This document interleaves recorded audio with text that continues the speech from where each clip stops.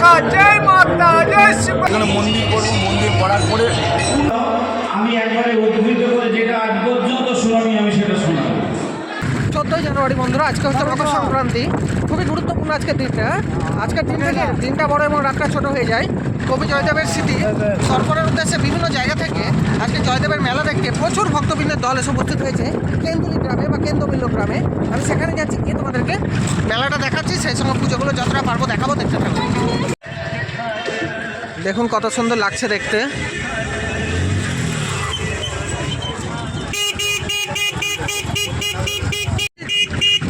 Line কি line, কত বাস এসছে দেখেন, প্রচুর গাড়ি এসছে, লক্ষ লক্ষ ভক্ত।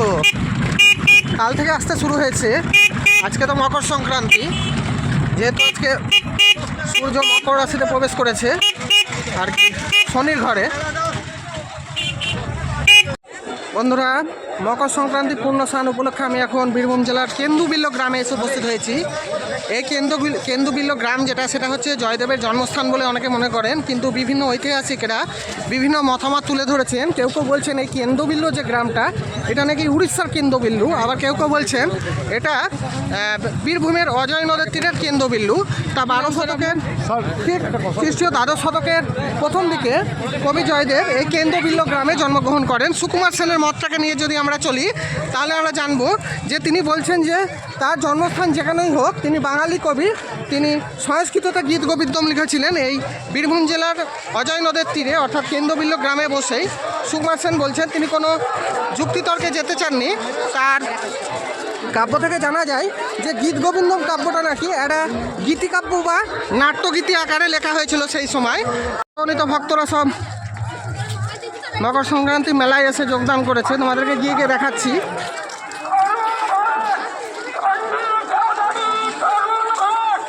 এটা একটা মা দলাদলি সেবাশ্রম,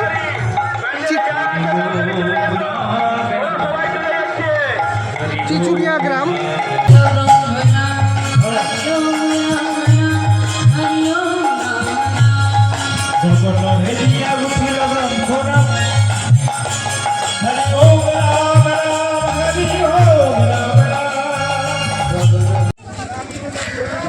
সাল ইতিহাসে খুবই গুরুত্বপূর্ণ একটা অধ্যায়। এই সময় তুর্কি শাসক বখতিয়ার খেলজি আক্রমণ করেন বিহার। নালন্দা বিশ্ববিদ্যালয়ে ঢুকে নালন্দার ভিতরে যত গ্রন্থাগার ছিল, সেই গ্রন্থাগারের মধ্যে ঢুকে তিনি যত পুঁথি ছিল সব পুঁথিগুলোকে 3 মাস ধরে ধরে পুরান।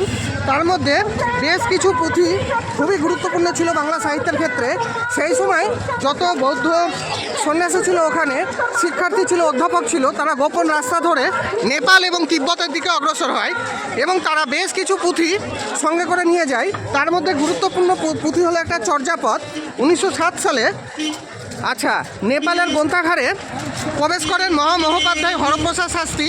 তিনি চর্যাচর্য বিনাশ্রয় নামে একটা পুঁথি ওখান থেকে আবিষ্কার করেন, সেটা খুবই গুরুত্বপূর্ণ। এরপরে বখতিয়ার খেলজির নজর গেল বাংলায়। তিনি বাংলা আক্রমণ করলেন, অর্থাৎ নদিয়ায় তখন রাজত্ব করছেন লক্ষণ সেন। সেই সময় তিনি লক্ষণ সেনকে পরাজিত করলেন। আর ঠিক এই সময় জয়দেব গোস্বামী তার গীত গোবিন্দম লেখাটাকে শেষ করেছেন। এটি সংস্কৃত সাহিত্যের রাধা গোবিন্দর মিলন এবং বিরহকে কেন্দ্র করে একটা গুরুত্বপূর্ণ কাব্যগ্রন্থ। এই দেখো, এখানে একটা মন্দির তোমাদেরকে দেখাচ্ছি, মা কালীর মন্দির। এই কেন্দ্রবিল্ল গ্রামটা একবারে মহাসমুদ্রে পরিণত হয়েছে। বিভিন্ন জেলা থেকে লক্ষ লক্ষ লোক এসছে। মকর সংক্রান্তিতে বলা হচ্ছে যে এই দিন আনকি ভগবান রামচন্দ্রের পারমিশন নিয়ে ভক্তরা ঘুড়ি ওড়ান। বিভিন্ন পৌরাণিক কথা জড়িয়ে আছে মকর সংক্রান্তির সঙ্গে। এই দিন মহাভারতে ভীষ্ম স্বেচ্ছায় মৃত্যুবরণ করে মোক্ষ লাভ করেছিল। আজকের দিনে মৃত্যু লাভ করলে সহজেই স্বর্গলাভ প্রাপ্তি হয় বন্ধুরা। এবং এই আজকের দিনে দেখুন কত ভক্তবৃন্দ এসছে অজয় নদে আর কি কবি জয়দেবকে স্মরণ করে তর্পণ করার উদ্দেশ্যে, তার আশীর্বাদ পাওয়ার উদ্দেশ্যে বিভিন্ন ভক্তবৃন্দ এসছে। দেখুন বিভিন্ন জায়গা থেকে দেখাচ্ছি আপনাদেরকে। তারাপীঠ আখড়া। চলো আমরা এগিয়ে যাচ্ছি মন্দিরের দিকে। রাধা বিনোদ মন্দিরটা দেখাবো তোমাদেরকে আজকের কি অবস্থা। জয়দেবের বাবার নাম ভোজদেব, মায়ের নাম রামাদেবী এবং বইয়ের নাম পদ্মাবতী। তা পদ্মাবতী সম্পর্কে জয়দেব একটি শ্লোকে বলছে যে পদ্মাবতীর চরণ চারণ চক্রবর্তী, অর্থাৎ পদ্মাবতীর চরণকে আশ্রয় করে আছে বিভিন্ন ঐতিহাসিকরা বলছেন জয়দেব। কিন্তু সেক্সোভেদিয়ার লেখক ধলয়ুগ মিশ্র তার কাব্যে বলছেন এখানে পদ্মাবতী অর্থে সরস্বতী নন, এখানে হচ্ছে জয়দেবের স্ত্রীকে বোঝানো হয়েছে। বিভিন্ন পালায় আর কি পাঁচালী আকারে বা কথকথার আকারে যখন এই গীত গোবিন্দম কাব্যটা পরিবেশন করা হতো তখন পদ্মাবতী কিন্তু এই গানের আর কি তালে তালে নাচ করতেন আর কি, এইরকম কথাই উল্লেখ আছে সেক্সোভেদিয়া নামক গ্রন্থটায়। চলো তোমাদেরকে গিয়ে গিয়ে দেখায় আর বলতে থাকছি। দেখো লাইনটা, দেখো বিশাল লাইন পড়েছে।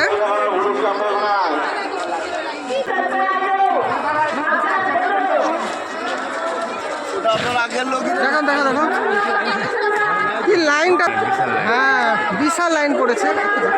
আপনি তো ইউটিউবে করছিলেন না? কোথায়? ইউটিউবে তো করছিলেন না? আচ্ছা আচ্ছা, ভালো করেছে। কেমন লেগেছে? আচ্ছা, আমার ভিডিওগুলো দেখেন আপনি? মুর্শিদাবাদ থেকে, হ্যাঁ মুর্শিদাবাদ থেকে উঠলেন তো? হ্যাঁ হ্যাঁ হ্যাঁ হ্যাঁ হ্যাঁ হ্যাঁ হ্যাঁ। আপনার নাম কি? আমার নাম অভিক দাস। আচ্ছা আচ্ছা, এই যে অদিত দা, আপনি কোথা থেকে এসেছেন দাদা? আমি মুর্শিদাবাদ থেকে এসেছি। ও আচ্ছা আচ্ছা, ঠিক আছে। ভালো লাগে দেখছিলাম ভিডিও। কেমন লাগে ভিডিও দেখে? ভালো লাগলো। আচ্ছা আচ্ছা আচ্ছা, দেখবেন, আমাদেরও ভালো লাগবে। ঠিক আছে, কখন এসেছেন আপনি? লাইনে দাঁড়িয়েছেন কখন? আমি গাড়িতে এসেছি। লাইনে দাঁড়িয়েছেন কখন? লাইনে অনেকক্ষণ দাঁড়িয়ে দাঁড়িয়েছি। তাও কখনটা লাইনে দাঁড়িয়ে আছেন? আধ ঘন্টা হবে। আধ ঘন্টা ধরে দাঁড়িয়ে আছেন না? আচ্ছা আচ্ছা, দাঁড়িয়ে থাকেন, আমি একটু দেখাই ভেতরে গিয়ে। ভালো থাকবেন, চলুন। আমার একজন সাবস্ক্রাইবার অদিতার সঙ্গে দেখা হলো, উনি আমার ভিডিওগুলো দেখেন, লাইনে দাঁড়িয়ে আছেন প্রায় আধ ঘন্টা হলো, দেখা হলো, ভালো লাগলো। চলো তোমাদেরকে গিয়ে দেখাচ্ছি।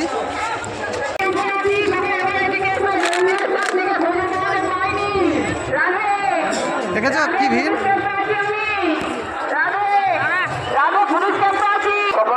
দেখো কি ভিড়, কি ভিড়, শয়ে শয়ে ভক্তবৃন্দ আসছে। ভিড়টা একবার দেখো, দেখো কি অবস্থা, দেখো কি অবস্থা, বিশাল ভিড়। দেখো দেখো, দেখেছো একবারে কাতারে কাতারে লোক বন্ধুরা। দেখো কি ভিড়, কি ভিড়, বিভিন্ন আশ্রম গড়ে উঠেছে প্রায় 300। দেখো ভিড়টা, দেখো কি পরিমাণে ভিড়, দেখো সব লাইন মেনটেন করা হচ্ছে পুজো দেওয়া। দারুণ লাগছে দেখে, দেখো কি দারুণ লাগছে দেখে। অসংখ্য ভক্তবৃন্দ, অসংখ্য ভক্তবৃন্দ।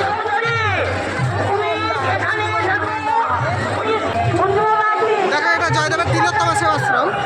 চলো এখানে একটু দেখি, ভেতরে ঢুকি।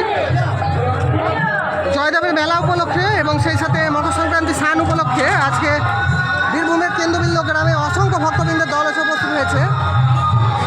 তা আমি এখন তিলোত্তমা আশ্রমের ভিতরে তোমাদেরকে আক্রান্ত দেখাই।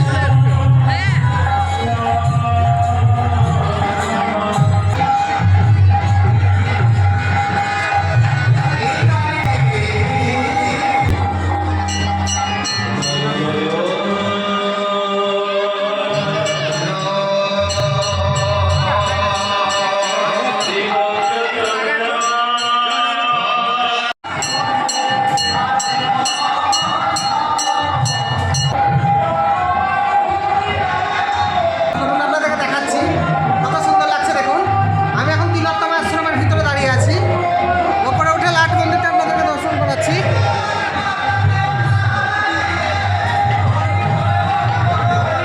পদ্মাবতী কুটির দর্শন করে নেন, কি অপরূপ সুন্দর লাগছে দেখে দুজনকে।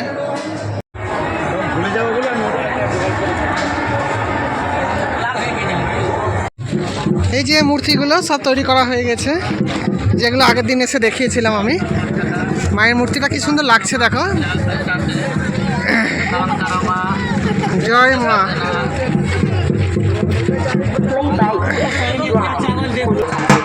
জয় মা। চলো সবাই দান ধ্যান করছে।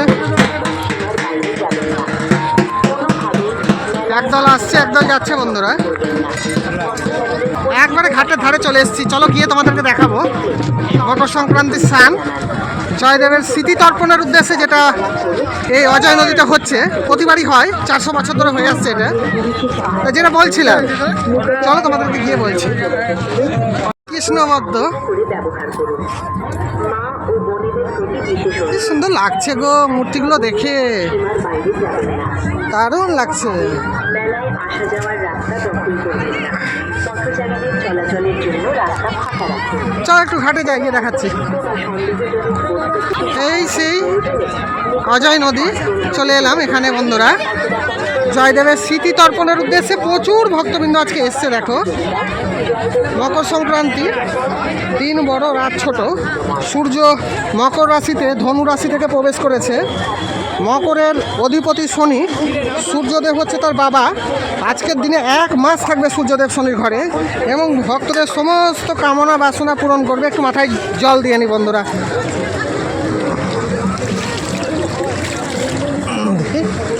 দেখো সবাই চান করছে, কি সুন্দর লাগছে দেখে, কি ভিড় দেখো। আমি দেখাচ্ছি একটু জুম করে।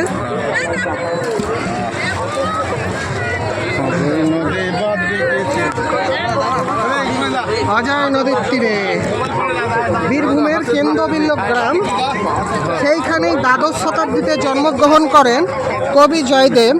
লক্ষণ সেনের পঞ্চরত্নের মধ্যে তিনি ছিলেন একজন। চলো তোমাদেরকে দেখাই, দেখাতে দেখাতে নিয়ে যাই আর বলতে বলতে থাকি, তোমরা দেখতে থাকো। যে আচার্যজন ছিলেন শরণ পণ্ডিত গোবর্ধনাচার্য, ধৈ উমাপতিধর, তা আরও বেশ কয়েকজন তার সভাপতি ছিলেন, যেমন পণ্ডিত হলায়ুধ মিশ্র। অনেকে মনে করেন যে তিনি লক্ষণ সেনের সভাকবি ছিলেন, এবং বেশ কিছু ঐতিহাসিক মহল এটাকে আবার স্বীকার করেন না, কেননা তিনি যে শোকসুভদিয়া গ্রন্থটা লিখেছেন এখানে অসংখ্য সংস্কৃত শ্লোকের ভুল, কোনোটার সঙ্গে কোনোটার মিল নেই। একজন সংস্কৃত কবি যিনি লক্ষণ সেনের সভাকবি ছিলেন, তিনি কিভাবে এত ভুলভাল লিখতে পারেন সেইটা নিয়ে বিভিন্ন ঐতিহাসিক মহল বিভিন্ন রকমের মন্তব্য করেছেন। তার জন্য হলায়ুধ মিশ্র ছদ্মনাম হতে পারে কোনো একজন মুসলমানের, এটা অনেকে বলছেন। দেখো চান করছে সবাই, দেখতে থাকো, আমি একটু ঘুরে ঘুরে দেখাই। সব কলা খাতে ব্যস্ত। মিষ্টি না না না তোমরা খাও। কাকু আমি জানি না ফেমাস হয়। হ্যাঁ হ্যাঁ হ্যাঁ। আমি ফেমাস হয়ে যাবো। কোথা থেকে এসছো তুমি? তোমরা এসছো কোথা থেকে? দুর্গাপুর। ও দেখো আমাকে ধরে দিল দুটো। প্রতিবারই আসো না এবার প্রথম? প্রতিবার আসো না এবার প্রথম? প্রত্যেকবার আসো? তা তোমার নাম কি? আচ্ছা আচ্ছা, ভালো লাগলো তো এখানে এসে? আচ্ছা আচ্ছা আচ্ছা। সবারই নামগুলো ইন্ট্রোডিউস করে দিচ্ছি। শান্তি, আকাশ, ছবি, মোদি, সব দুর্গাপুর থেকে এসছে। ঠিক আছে। আচ্ছা আচ্ছা ঠিক আছে। এই দেখো দিল, কি করবো। রাধে হরে কৃষ্ণ হরে জয় জয় শ্রীরাধে।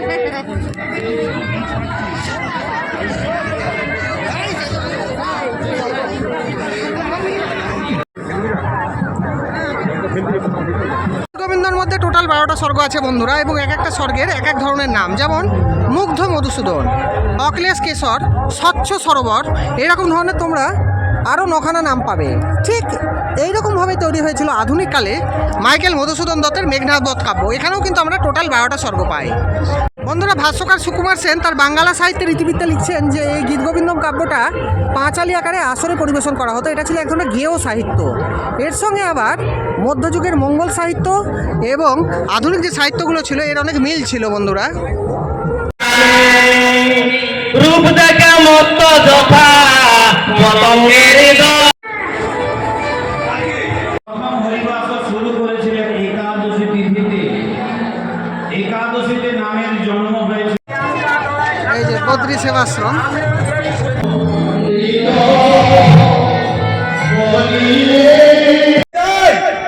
কত ভক্ত কাঁদেন, আর তুমি কি না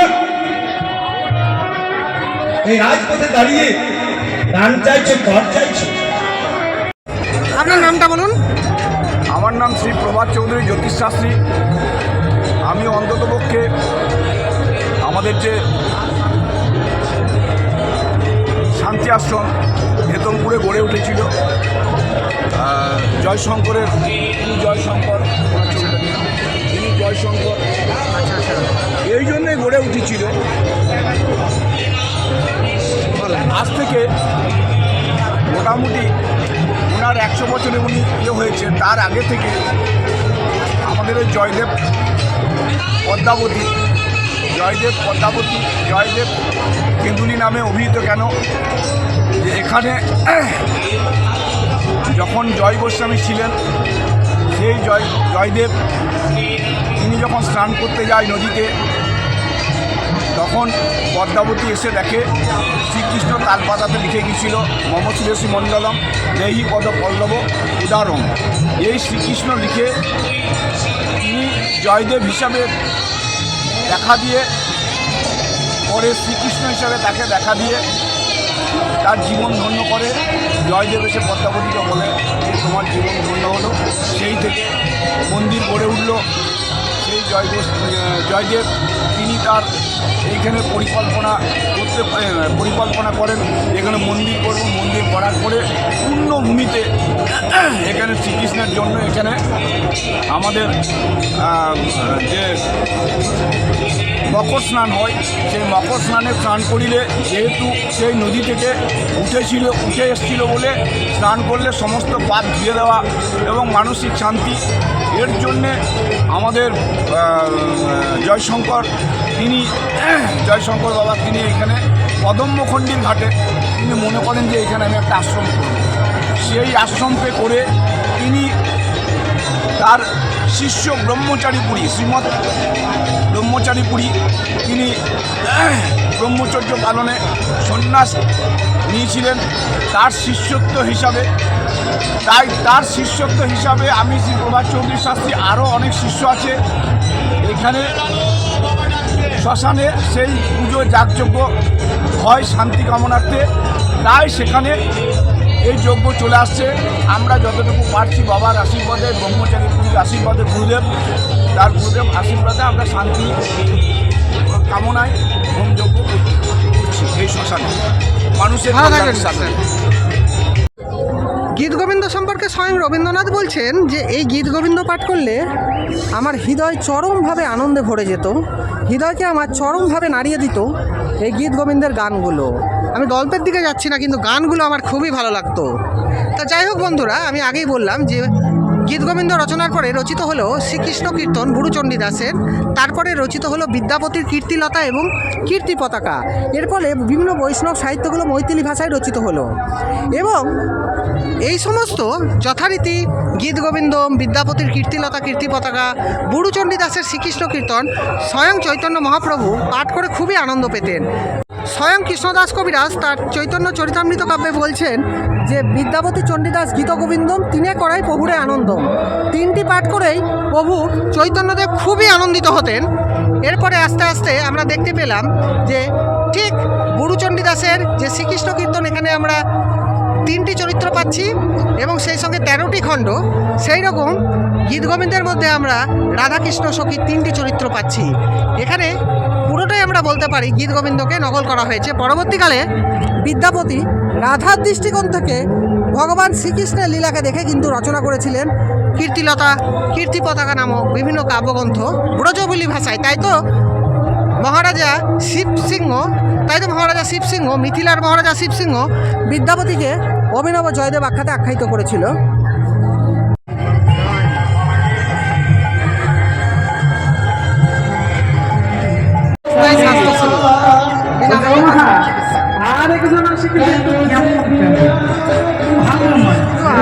মানে হ্যাঁ রে বাবা, এতগুলো বললি সবাই তো সুন্দর বললি, এটাকে আমার কেমন কেন বলছি জানো না, এই দেবতাগুলো সবাই তো কেমন হাসে।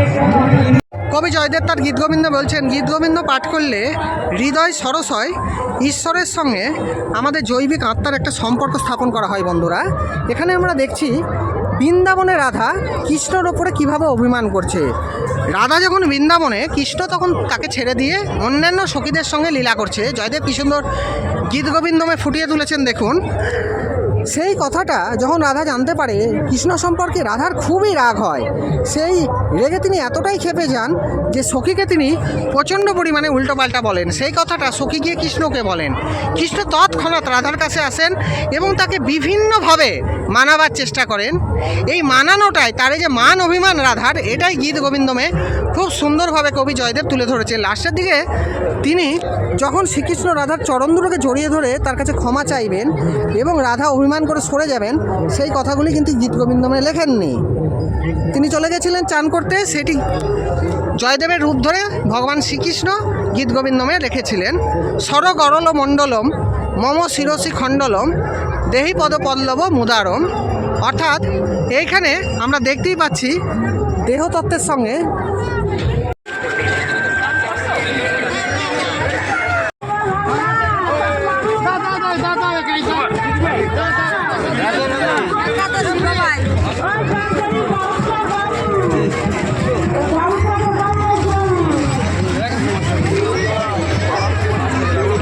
একদল আসছে একদল যাচ্ছে এরকমভাবে। পণ্ডিত হলাইদ মিশ্র রচনা করেন শক্সবিদ্যা নামে একটি কাব্য 12 শতকের শেষে 13 শতকের প্রথম দিকে। এখানে আমরা দেখতে পাই শেখ শাহ জালালের সাথে লক্ষণ সেনের ভালো সম্পর্ক করার উদ্দেশ্যে, অর্থাৎ 22 গজি মালদায় যে 22 গজ মসজিদটা ছিল তার জমি দখল সংক্রান্তকে কেন্দ্র করে যাতে কোনো ঝামেলা সৃষ্টি না হয়, তাই সম্রাট আকবরের আমলে তার সেনাপতি টোডরমলের সময় শেখ শাহজালাল এবং লক্ষণ সেনের মধ্যে সম্পর্ক স্থাপনের উদ্দেশ্যে এই কবি হলাইদ মিশ্র এই শোকসবিদ্যাটা রচনা করেন 13 শতকের শুরুতে 12 শতকের সমাপ্তির দিকে।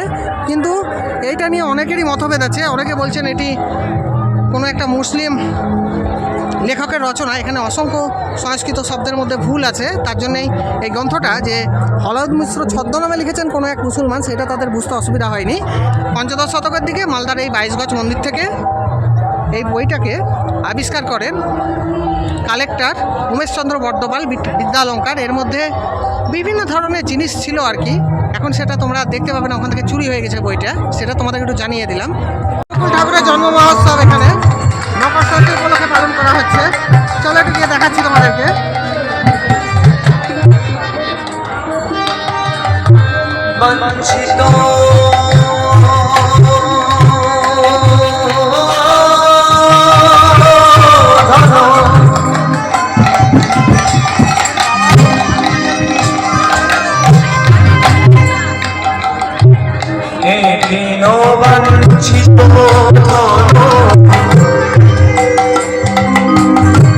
আমার ব্রজে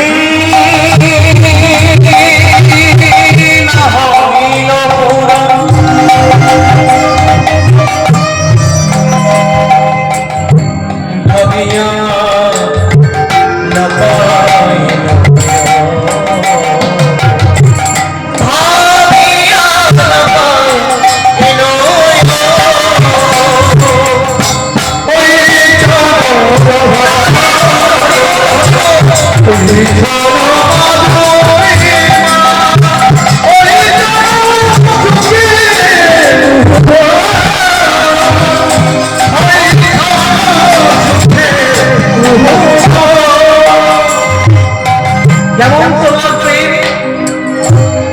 শাশুড়ি ননদীর গল্পটা অবজ্ঞা লাগছে না,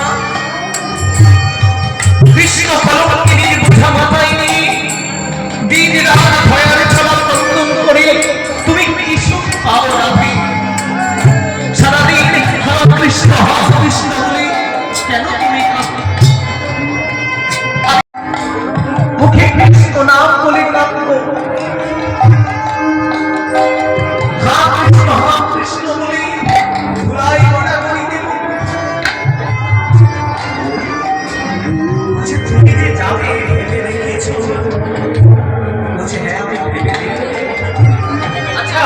তুমি তো যাবে গিয়ে তুমি কাকে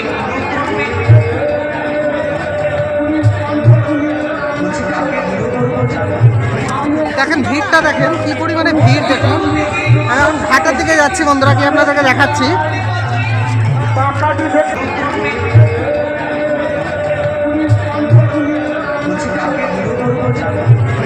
দেখেন ভিড়টা, দেখেন কি পরিমাণে ভিড়। দেখুন আমি এখন ঘাটের দিকে যাচ্ছি বন্ধুরা, কি আপনাদেরকে দেখাচ্ছি। হর হর মহাদেব, জয় মা কামাখ্যা, জয় মাতা, জয় শিব গোরখনাথ, জয় মহাকাল। কিছু বলেন আজকে মেলার জয় বাবা ভূতনাথ, জয় মাতা রানী কি জয়, জয় রাধে গোবিন্দ কি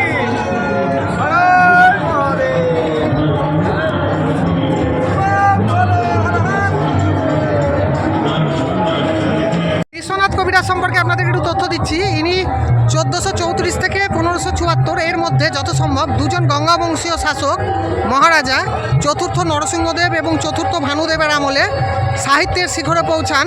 তার উল্লেখযোগ্য কাব্যগ্রন্থ হচ্ছে এই সাহিত্য দর্পণ।